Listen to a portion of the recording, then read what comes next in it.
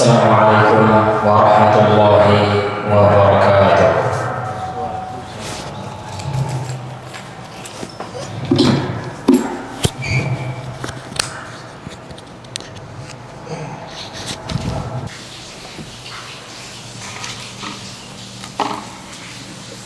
Innal hamdalillah nahmaduhu wa nasta'inuhu wa nastaghfiruh wa na'udzu billahi min shururi anfusina wa min sayyiati a'malina. May yahdihillahu fala mudilla lahu wa may yudlil fala hadiya lahu. Asyhadu an la ilaha illallah wahdahu la syarika lahu wa asyhadu anna Muhammadan 'abduhu wa rasuluh sallallahu wa sallama wa baraka alaihi wa ala alihi wa sahbihi wa man ihtada bihadihi wa qatafa atharahu ila yaumiddin. Ayyuhal muslimun, usikum wa nafsi bitaqwallah faqad fazal muttaqun. Qala Allah azza wa jalla, ya ayyuhalladzina amanu taqullah, ya ayyuhalladzina amanu taqullaha haqqa tuqatih wa la tamutunna illa wa antum muslimun. Amma ba'd. Kaum muslimin jamaah salat Jumat yang dirahmati Allah Subhanahu wa taala, puji dan syukur senantiasa kita panjatkan kehadirat Allah Subhanahu wa taala. Salawat beriring salam semoga senantiasa tercurah kepada Nabi dan Rasul kita Nabi Muhammad sallallahu alaihi wasallam beserta keluarga beliau, para sahabat dan orang-orang yang mengikuti ajaran beliau, menghidupkan sunnah-sunnah beliau sampai hari kiamat. Tak lupa khatib mengingatkan kepada diri sendiri dan kepada jamaah semuanya, marilah kita senantiasa meningkatkan iman dan takwa kita kepada Allah Subhanahu wa taala untuk bekal hidup kita, hidup di dunia ini dan hidup nanti setelah kematian, yaitu hidup di akhirat. Kaum muslimin yang dirahmati Allah Subhanahu wa taala, kita semua adalah hamba-hamba Allah. Dan sebagai hamba-hamba Allah, kita ini hidup dalam ruang lingkup aturan Allah, perintah-perintah dan larangan-larangan Allah Subhanahu wa ta'ala. Perintah-perintah dan larangan-larangan Allah Subhanahu wa ta'ala yang kita jalankan ini, terkadang kita merasakan di situ ada sesuatu yang dirasa berat. Terkadang kita merasakan itu adalah sebagai sebuah beban dalam hidup kita. Terkadang seperti itu. Di saat kita nyenyak-nyenyaknya tidur, kita dibangunkan dengan suara azan, as-salatu khairum minan naum. Maka kita harus melawan kantuk kita untuk bangun memenuhi panggilan Allah Subhanahu wa ta'ala tersebut. Di saat kita sedang asik-asiknya bekerja, sedang sibuk-sibuknya bekerja, kita harus meninggalkan sejenak pekerjaan kita untuk kembali memenuhi panggilan Allah Subhanahu wa ta'ala. Sholat duhur, atau kemudian nantinya sholat asar, sholat maghrib, sholat isya. Setiap hari kita kerjakan seperti itu. Dalam 1 tahun ada 1 bulan penuh di mana kita juga diperintahkan oleh Allah Subhanahu wa ta'ala untuk menahan lapar, menahan haus, menahan nafsu birahi kita, mulai dari pada subuh, mulai dari subuh sampai maghrib. 1 bulan lamanya kita berpuasa di bulan Ramadan. Kemudian jika ada rizki dan rizki itu sudah mencapai nisab, batas minimal kadar zakat, maka di situ juga ada kewajiban untuk mengeluarkan zakat tersebut.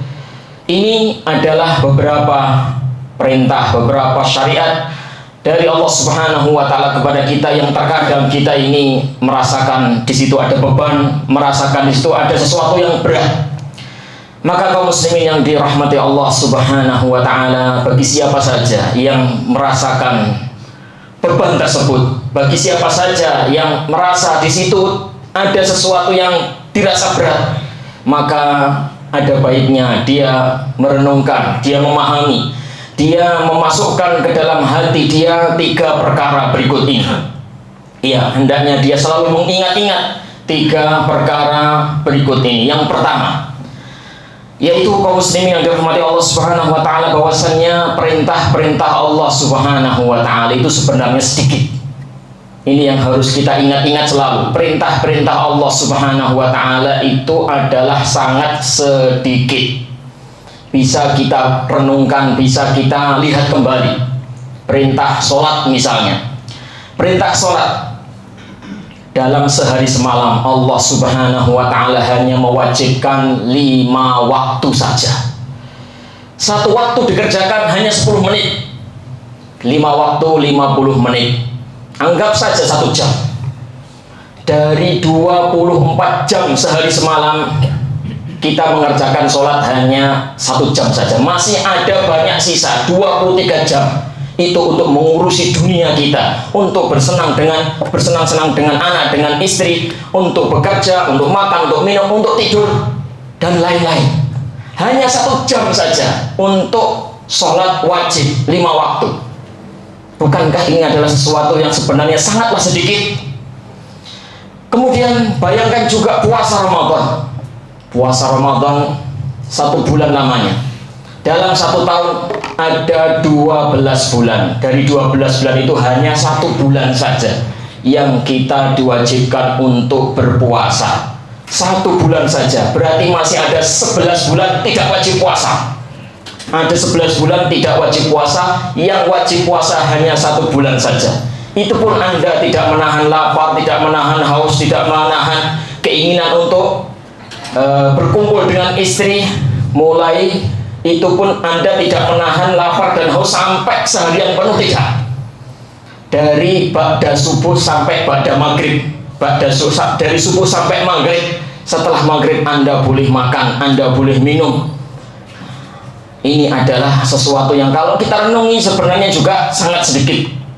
Kemudian kewajiban harta, yaitu zakat. Bagi siapa saja yang sudah mencapai kadar zakat, kadar minimal wajib zakat, yaitu harta yang senilai dengan 85 gram emas, atau kalau dirupiahkan mungkin 85 juta, anggaplah seperti itu. Itu adalah harta yang sudah lebih dari kebutuhan pokok. Kebutuhan pokok semuanya sudah tercukupi, masih ada sisa uang yang Anda miliki 85 juta. Apakah wajib dikeluarkan zakatnya saat itu juga? Tidak. Ditunggu 1 tahun. Kalau 1 tahun berkurang, maka tidak wajib dikeluarkan zakatnya. Kalau 85 juta itu tetap seperti itu dalam kurun waktu 1 tahun, atau bahkan mungkin bertambah, anggaplah misalnya bertambah 100 juta, berarti dikeluarkan zakatnya 2,5% saja. Berarti 2,5 juta. Masih ada sisa 97,5 juta rupiah. 97,5 juta rupiah. Hanya dikeluarkan 2,5 juta. Ini adalah sesuatu yang sebenarnya sangatlah sedikit dibandingkan dengan harta yang Anda miliki. Demikian juga kewajiban haji misalnya. Dalam seumur hidup, umur Anda mungkin ada di antara Anda 60 tahun, 70 tahun. Dari 70 tahun itu hanya sekali saja seumur hidup kewajiban haji. Siapa saja yang merenungkan ini, maka sungguh dia akan benar-benar mendapati kebenaran firman Allah Subhanahu wa ta'ala, yuridullahu bikumul yusra wala yuridu bikumul usra. Sesungguhnya Allah Subhanahu wa ta'ala menghendaki kemudahan untuk kalian, tidak menghendaki kesusahan. Kemudian renungan yang kedua, kaum muslimin, yang perlu untuk kita pahami semuanya dan kita masukkan ke dalam hati kita, bahwasannya nikmat-nikmat Allah Subhanahu wa ta'ala sungguh luar biasa banyak, tak terhitung. Wa in ta'uddu nikmatallahi la tuhsuha. Seandainya engkau menghitung-hitung nikmat Allah, maka sungguh kalian tidak akan sanggup untuk menentukan jumlahnya. Ya, kita tidak akan pernah sanggup menghitung nikmat Allah Subhanahu wa ta'ala. Tapi kalau kita mau menghitung semampu kita, boleh, silahkan kita hitung sebisa kita. Di antara nikmat Allah Subhanahu wa ta'ala yang kita rasakan adalah nikmat organ tubuh yang lengkap. Kita diberikan oleh Allah Subhanahu wa ta'ala 2 mata, 2 telinga, lidah, 2 tangan, 2 kaki, jantung, paru-paru, ginjal, otak, lambung, dan lain-lain. Bayangkan 2 bola mata kita ini, baru itu saja. Maukah di antara kita yang 2 bola matanya diganti dengan uang 10 miliar. Dia diberi duit 10 miliar, tapi dia tidak punya mata. Matanya diambil, gantinya 10 miliar. Ada di antara kita yang mau? Tidak ada yang mau. Itu menunjukkan bahwasanya baru 2 bola mata ini aja sudah tidak bisa dirupiahkan. Kita tidak bisa ya menggadaikannya dengan berapapun. Kita dikasih duit 2 miliar, 3 miliar, bahkan 1 triliun pun kita tidak akan mau memberikan 2 bola mata kita ini. Berarti itu nikmat Allah Subhanahu wa taala yang sungguh sangat tinggi nilainya. Kemudian lidah kita. Lidah kita, siapa yang mau lidahnya ditukar dengan uang 5M? Juga tidak ada yang mau. Kita tidak punya duit 5M mungkin nggak apa-apa. Yang penting punya lidah, daripada punya lidah, daripada tidak punya lidah, daripada punya 5M tapi lidah nggak punya. Nah, baru ini saja, baru 2 mata dan lidah, itu saja sudah tidak bisa kita rupiahkan. Belum lagi nikmat jantung, nikmat paru-paru, nikmat ginjal, nikmat otak, nikmat lambung.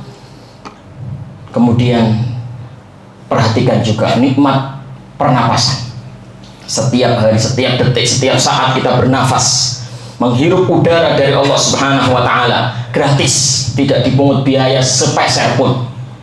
Seandainya Allah Subhanahu wa taala menetapkan bahwasannya udara itu tidak gratis, bayar sehari 100.000, Anda harus mencukupi kebutuhan pernafasan sekeluarga, anggota keluarga Anda 5 misalnya, anggota keluarga Anda 500.000 setiap hari untuk biaya nafas. Anda sudah tidak bisa menghitung 1 bulan berapa, 1 tahun berapa hanya untuk keperluan nafas saja. Belum lagi nikmat air, belum lagi nikmat keluarga, nikmat rasa aman, nikmat rumah, nikmat kendaraan, dan lain-lain.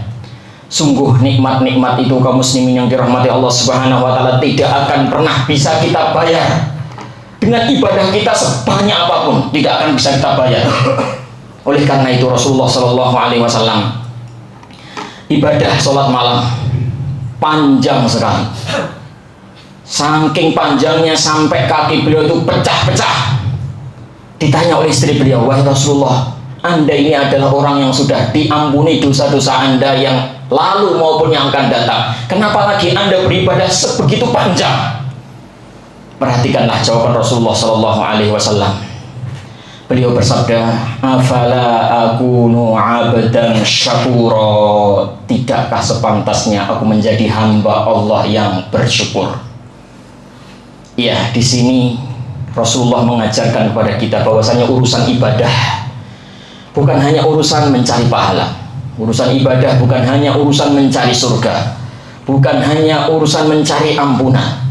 Karena kalau urusan ibadah itu urusan mencari ampunan, mencari pahala, mencari surga, Rasulullah sudah mendapatkan itu semua. Rasulullah sudah mendapatkan itu semua. Beliau tetap sholat sebanyak itu sampai kaki sakit, sampai kaki beliau pecah-pecah.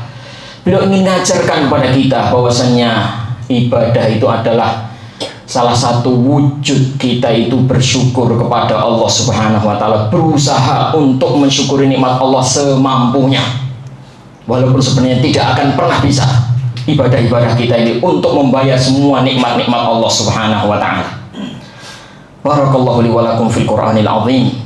Wa nafa'ani wa iyyakum bima fihi minal ayati wa dzikril hakim. Aqulu qawli hadza wa astaghfirullah ta'ala li wa lakum wa lisairil muslimin fastaghfiruhu innahu huwal ghafurur rahim.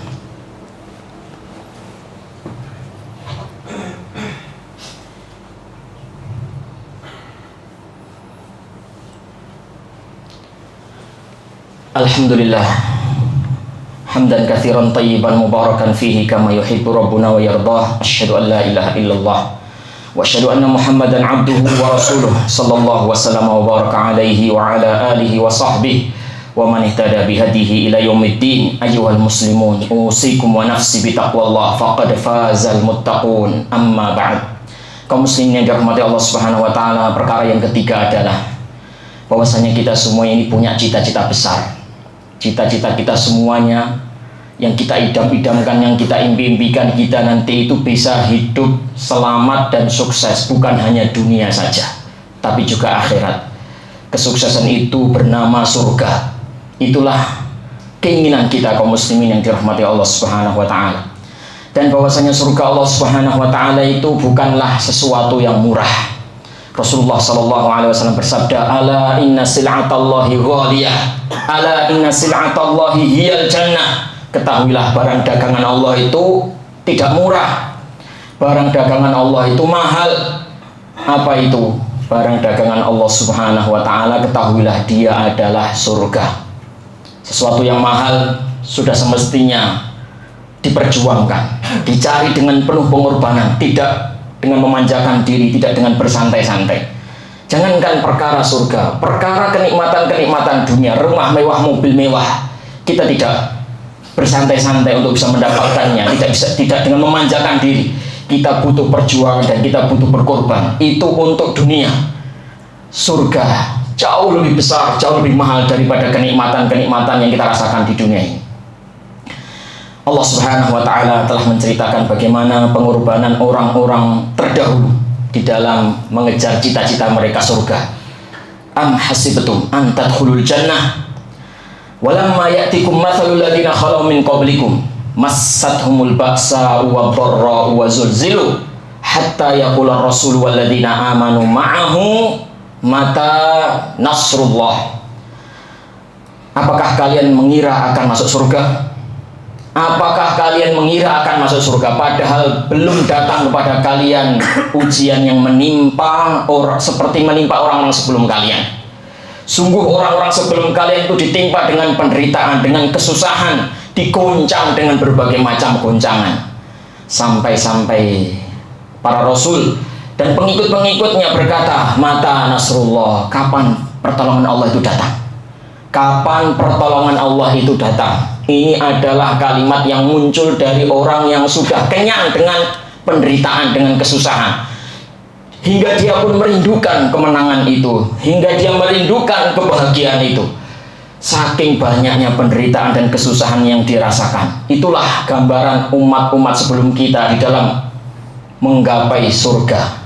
Dalam menggapai surga Allah Subhanahu wa ta'ala. Maka kaum muslimin yang dirahmati Allah Subhanahu wa ta'ala, jika Anda merasa berat melaksanakan sholat 5 waktu, jika Anda berat merasakan puasa Ramadan, jika Anda berat mengeluarkan zakat, jika Anda berat untuk mendaftarkan diri untuk menunaikan haji, dan juga menjalankan perintah-perintah Allah yang lainnya, jika Anda merasa berat, ketahuilah memang sudah sewajarnya, karena cita-cita kita tinggi. Sebenarnya amalan-amalan kita, ibadah-ibadah kita sebanyak apapun itu tidak cukup untuk membuat kita masuk surga. Nggak cukup. Nilai surga itu jauh lebih mahal daripada apa yang sudah pernah kita amalkan. Akan tetapi Allah itu maha baik. Surga yang begitu mahal, yang sebenarnya tidak cukup dibeli dengan amalan-amalan kita, dengan ibadah kita, Allah sudah menganggapnya cukup. Allah sudah menerima amalan kita meskipun sedikit. Jangankan amalan kita untuk membeli surga, untuk membayar nikmat Allah di dunia saja belum bisa. Amalan kita ini untuk mengganti nikmat Allah berupa satu buah bola mata itu aja belum bisa, para ikhwah. Apalagi untuk surga, sangat tidak nyucuk. Tapi Allah Subhanahu wa ta'ala sekali lagi maha baik. Walaupun amalan kita sebenarnya sedikit, nggak cukup untuk masuk surga, tapi Allah sudah terima itu. Itulah baiknya Allah Subhanahu wa ta'ala kepada kita. Renungkanlah 3 perkara ini. Setiap kali kita merasa berat, merasa terbebani dengan perintah-perintah Allah, renungkan sekali lagi 3 perkara tersebut. Semoga bermanfaat. Allahumma salli wa sallim wa barik wa an'im ala abdika wa rasulika Muhammad wa ala alihi wa sahbihi ajma'in walhamdulillahi rabbil alamin. Allahumma ighfir lil muslimina wal muslimat wal mu'minina wal mu'minat al ahya'i minhum wal amwat innaka sami'un qaribun mujibud da'awat. Rabbana ighfir lana wa li ikhwanina alladhina sabaquna bil iman wa la taj'al fi qulubina ghillan lil ladzina amanu rabbana innaka ra'ufur rahim. Allahumma aslih lana dinana alladhi huwa ismatu amrina wa aslih lana دنيانا التي فيها معاشنا وأصلح لنا آخرتنا التي إليها معادنا واجعل الحياة زيادة لنا في كل خير والموت راحة لنا من كل شر ربنا آتنا في الدنيا حسنة وفي الآخرة حسنة وقنا عذاب النار وقنا عذاب النار وقنا عذاب النار وصلى الله وسلم على نبينا محمد وعلى آله وصحبه أجمعين والحمد لله رب العالمين وأقم الصلاة.